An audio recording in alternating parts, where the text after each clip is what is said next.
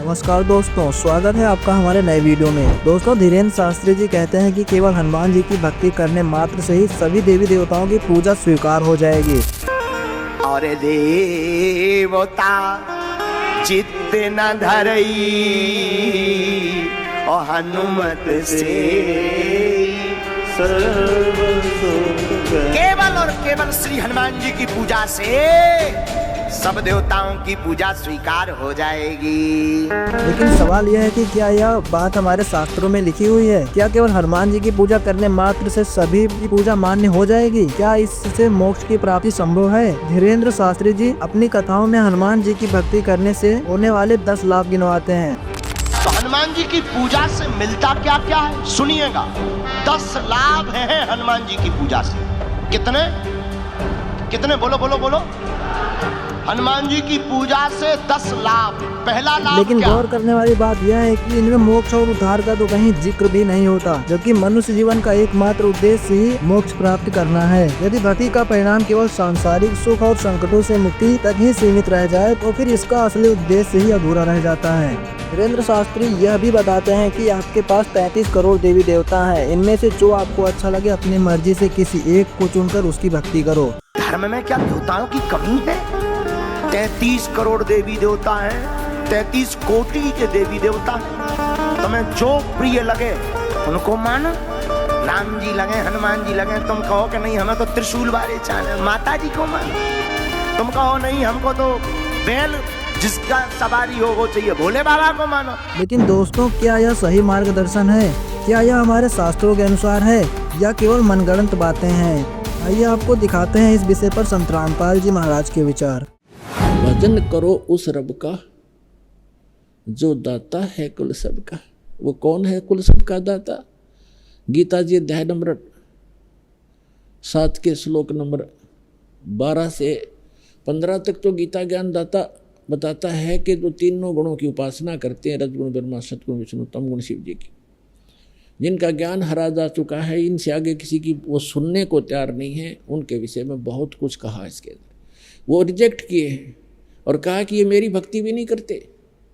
फिर अपनी भक्ति के विषय में गीता ज्ञानदाता श्री कृष्ण में बोल रहा है, सरपुरुष 21 ब्रह्मांड का स्वामी प्रभु साहब ये कहता है मेरी भक्ति भी 4 प्रकार के करते हैं, अर्थार्थी, आर्थ, जिज्ञासु और ज्ञानी। ज्ञानी को छोड़कर तीनों को भी रिजेक्ट कर दिया कि ये भी अपने पास मोक्ष मार्ग नहीं इनके ग्रहण करते। ज्ञानी है तो अच्छी आत्माएं, परमात्मा के लिए घर भी त्याग दिया। इनको ये भी समझ में आ गया कि अन्य उपासना नहीं करनी चाहिए एक ब्रह्म को छोड़कर। अब जैसा उनको ज्ञान है कि एक भगवान की भक्ति से ही मोक्ष होगा, वो भगवान उन्होंने ब्रह्म मान लिया। ऋषियों को ज्ञान नहीं मिला क्योंकि सतगुरु नहीं मिले। गुरु बिन काहू न पाया ज्ञान ना, जो थो था भूसड़े मूड किसाना। गुरु बिन वेद पढ़े जो प्राणी, और समझे न सार रहे ज्ञानी। तो गीता ज्ञानदाता कहता है कि ये महापुरुष जो ज्ञानी है ये तो है तो उदार। ये मेरा मत है कि ये मेरे विचार में ये है तो अच्छी आत्मा, लेकिन इनको तत्वदर्शी संत ना मिलने से ये मेरे वाली अनुत्तम गति में स्थित रहे।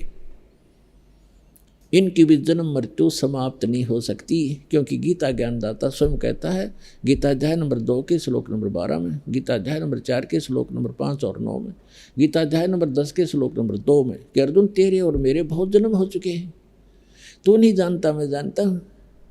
और अपना मंत्र बताता 8वें अध्याय के 13वें श्लोक में, ओम इति का एक अक्षरम ब्रह्म विवहरण माम अनुसमरणीय प्रियाति तजन देहम से आती परमाम गतिम। मुझ ब्रह्म का एक ओम मंत्र है, इसकी साधना करने वाला जो करता हुआ शरीर छोड़कर जाता है तो ओम से मिलने वाली ब्रह्म गति को प्राप्त होता है। जो ब्रह्म की साधना वो ब्रह्म लोक में जाता है। गीता अध्याय नंबर 8 के श्लोक नंबर 16 में कहा है, ब्रह्म लोक पर्यंत भी, ब्रह्म लोक में गए हुए भी पुनरावृत्ति में है, जन्म मृत्यु में आते हैं। इसलिए गीता अध्याय नंबर 18 के श्लोक नंबर 62 में, गीता अध्याय नंबर 15 के श्लोक नंबर 4 में कहा कि तत्वदर्शी संत की प्राप्ति के उपरांत परमेश्वर के उस परम पद की खोज करनी चाहिए जहाँ जाने के बाद साधक फिर लौटकर कभी संसार में नहीं आते। और अर्जुन तू सर्वभाव से उस परमेश्वर की शरण में जा, जिसने उसकी कृपा से तो परम शांति को और सनातन परम धाम को प्राप्त होगा। 15वें अध्याय के 4थे श्लोक में कहा है कि तत्वदर्शी संत से तत्व ज्ञान प्राप्त करके उसके पश्चात परमेश्वर के उस परम पद की खोज करनी चाहिए जहाँ जाने के बाद साधक फिर लौटकर कभी संसार में नहीं आते। और जिस परमेश्वर ने सारे ब्रह्मांडों की रचना की है, जो कुल का मालिक है, जो सबका मालिक है, भजन करो उस रबदा जो दाता है कुल सब। दोस्तों आइए अब आपको दिखाते हैं हनुमान जी ने कौन सी भक्ति की थी जिससे उनका उद्धार हुआ था। सुनिए संत रामपाल जी महाराज क्या बता रहे हैं। अब जो प्रश्न चल रहा है, त्रेता युग में दाता ने कैसी लीला की। अब क्या होता है, देखो पुण्यात्माओं, हम परमार्थी भी हैं, क्योंकि भगत का स्वभाव होता है कि वो परमार्थ पर ज्यादा रुचि रखता है, लेकिन परमार्थ के साथ साथ स्वार्थ भी होना चाहिए थोड़ा सा। वो स्वार्थ कौन सा? अपने कल्याण का, आत्म कल्याण का स्वार्थ भी चाहिए। अब हनुमान जी ने जब तो ताकत थी, पहलवान था, धार्मिक था, रामचंद्र जी की जल्दी लग रही थी, जब ऋषि रूप में परमात्मा इत्फाक वहां मिले और सारी लीला देख ली, और फिर ये भी देख लिया कि उसी ऋषि ने आकर समुद्र पर पत्थर कर आए, और फिर भी बुद्धि बनाया क्योंकि रामचंद्र जी का साथ लग रहा था। अब मालिक ने उसका उद्धार करना था उस प्यारी आत्मा का, क्योंकि ऐसी ऐसी पुण्यात्मा है जो परमार्थ के लिए कोई लेना न देना, उड़ा छाती ताणी मारो, मरूंगा और मारूंगा कि इसलिए रामचंद्र की पत्नी छुटवाऊंगा।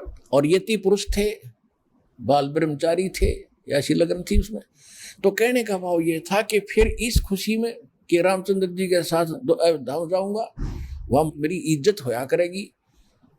अब वो तो श्रद्धालु था, समर्पित था भगवान के लिए, लेकिन गलती यह लग रही थी, और रामचंद्र ने परमात्मा पूर्ण मान बैठा था। अब आपने खूब कथा का पता है कि जब घरजाली और रानी बन गई, फिर उसने सबको इनाम दे रही थी। उसी लाइन में हनुमान भी खड़ा था, क्योंकि उन्हें बड़ी योगदान था, तो हनुमान जी को सच्चे मोती दे दिए। हनुमान जी ने उनका पहलवान था, इन्हें फोड़ फोड़ के गिर दिए तले।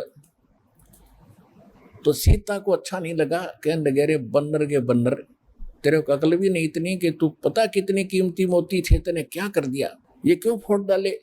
उसने ये कहा कि मैं इसमें ये देख रहा था, इन मोतियों में कहीं राम का नाम है तो मेरे काम है, नहीं तो मेरे काम नहीं है। तो वो कहने लगी, तू रहा बंदर का बंदर, और बंदर तो खुद थी, जब अकल नहीं उसके अंदर इतनी भी। तो उसने उसको लताड़ दिया कि तू बंदर का बंदर है, तेरा ठिकाना यहाँ नहीं, तेरे जंगल में जाना चाहिए। हनुमान जी का ठेस लगी और उठा कर अपना लंगोट जा बैठा पहाड़ पे। अब बैठा एकला, यहां संसारिक परमार्थ करने से उसको क्या मिला, ये लोग इतना ही देते हैं। जब हम भगवान की शरण में होंगे और फिर परमार्थ करेंगे, परमात्मा हमारे साथ होगा, उस परमार्थ का फल अलग होगा। जब तक आप मनमुखी बन रहे हैं, किसी की तसार हला दिया, किसी का उसको सहायता कर दी, वो तो फिर आपको कर देगा अगले जन्म में, वो भी अच्छी बात है, लेकिन वो रिजल्ट लास्ट में नल ही होगा जो आपके समक्ष है। आप कथाएं खूब पढ़ते रहे हो। अब बैठा भगत एकला, वृद्ध हो गया शरीर, एक पहाड़ पे। परमात्मा गए वहां पर, तब अन्य रूप बना लिया परमात्मा ने, अन्य रूप, और जाके कहा भी राम राम, अंजनी के पवन पुत्र राम राम, राम राम महाराज जी आ जाओ, बैठो। बैठ लिया। भाई कैसे हो, कौन है, क्या नाम है, तूने बताया। भाई मेरा नाम तो कोई है नहीं, मैं तो ऐसे भटक रहा हूँ और परमात्मा की खोज में लगा हुआ हूँ, ऐसे ऐसे मुझे, आप भगत आदमी हो, आपसे दो चर्चा करने यहाँ बैठ जाता हूँ, थोड़ी देर राम नाम की चर्चा कर लूँ। कहा करो करो। कल जब हनुमान जी ने गुण गाए कि तीन लोग के भगवान आ रहे, दशरथ के पुत्र घर में रामचंद्र नाम उनका। परमात्मा बोले, फिर भगवान ने आप क्यों छोड़े है, वैसा बढ़िया राम था तेरा, जो भगवान के लिए तो भटक रहा है, और भगवान ने छोड़ा अयोध्या में, तो बैठा पहाड़ पे, फिर यह कौन सी समझदारी तेरी। अब हनुमान जी ने सोचा, भाई बात तो बाबा जी ने काटेगी कही। कहने लगा, भाई जिसको भगवान मान बैठे राम नहीं है, ये तो नाम रामचंद्र है इसका, राम तो कोई और है जो सुप्रीम पावर है, उसका भेद मेरे पास है। इस राम तो पता नहीं कितने मर लिए। तब उसने कहा कि ये बात है बाबा जी और क्या था मुझे ऋषि जी वहां पर। तब परमात्मा ने वो रूप बनाया कि भाई मैं हूं वही, तेरे लिए भटक रहा हूं प्यारी आत्मा। चरणों में शीश रख दिया हनुमान जी ने कि महाराज जी मुझे ज्ञान बता दो। परमात्मा बोले, अब थक लिया तू संसार से, देख लिया तेने क्या उपकार किया, तुझे क्या मिला वहां से, और उनको क्या मिलेगा वो फिर बता दूंगा, अब तेरे जचे को नहीं। सीता तो घर से निकाल ली जाएगी, और रामचंद्र डूब कर मरेगा सरयू नदी में लास्ट में। इनकी ये हालत होती है यहाँ पर। अब जब तो हनुमान जी का सारी साची लगे ठीक, क्यों उसका जूते लाग लिए वहां से। तुमने बोला महाराज वो सच्चा ज्ञान बताओ, मैं सारी सुनूंगा। सारा ज्ञान बताया कि मैं सीधा नु का भगवान हूं तो नहीं जचा कि मैं उस परमात्मा का संदेश लेकर आता हूं, चारों युगों में आता हूं। सारी कहानी सुनकर कति साची मान ली, और फिर कहा कि जब आंखें देखूं कि अभी आप वहां से आते जाते हो तो तब कुछ यकीन हो। तो परमात्मा वहां से उड़े आकाश में, और उसको दिव्य दृष्टि दे दी हनुमान जी ना, तो 1 किलोमीटर पाछे कुछ दिखा को नहीं। हनुमान जी देख रहे यहाँ से बैठे, वो ज्वालिए सारे लोग दिखे, रामकृष्ण नर के नीचे रह गए, और वो पहुंच गए सतलोक में, वहां तक देख रहा है। फिर कहा कि महाराज वापस आ जाओ, मेरा पूरा विश्वास हो गया। तब वापस आ गए। तब हनुमान जी ने नाम लिया उस परम पिता से, तब उस आत्मा का कल्याण हुआ।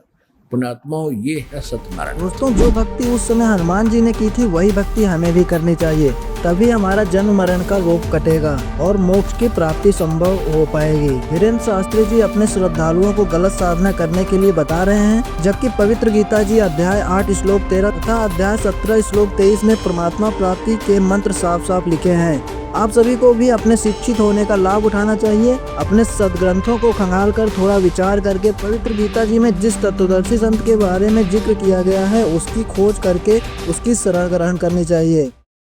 आदि सनातन धर्म की सनातनी पूजाओं को इन तथाकथित धर्म गुरुओं ने खत्म कर दिया है। मनमाने मंत्र जाप देकर, शास्त्र विरुद्ध साधनाएं बताकर पाखंड और दिखावे को सनातन से जोड़ दिया है। लेकिन इन सब के बीच मात्र एक संत उम्मीद की एक नई किरण बनकर उभरे हैं, जो बार बार गीता जी और वेदों के अनुसार भक्ति करने पर जोर दे रहे हैं, क्योंकि गीता जी और वेदों में लिखी विधि ही सनातनी पूजा की पहली सीढ़ी है। धीरे धीरे प्रभु प्रेमी आत्माओं को एहसास होने लगा है कि असली सनातनी पूजा संत रामपाल जी महाराज ही बता रहे हैं। दोस्तों, आज के समय में प्रमाणित पूर्ण संत केवल संत रामपाल जी महाराज हैं, जो गीता जी में लिखे मंत्र जाप, गीता जी में बताई भक्ति साधना भक्त समाज को देकर पूर्ण मोक्ष के अधिकारी बना रहे हैं। इस विषय की संपूर्ण जानकारी के लिए प्रतिदिन अवश्य देखिए संत रामपाल जी महाराज यूट्यूब चैनल पर तत्वदर्शी संत रामपाल जी महाराज के मंगल प्रवचन।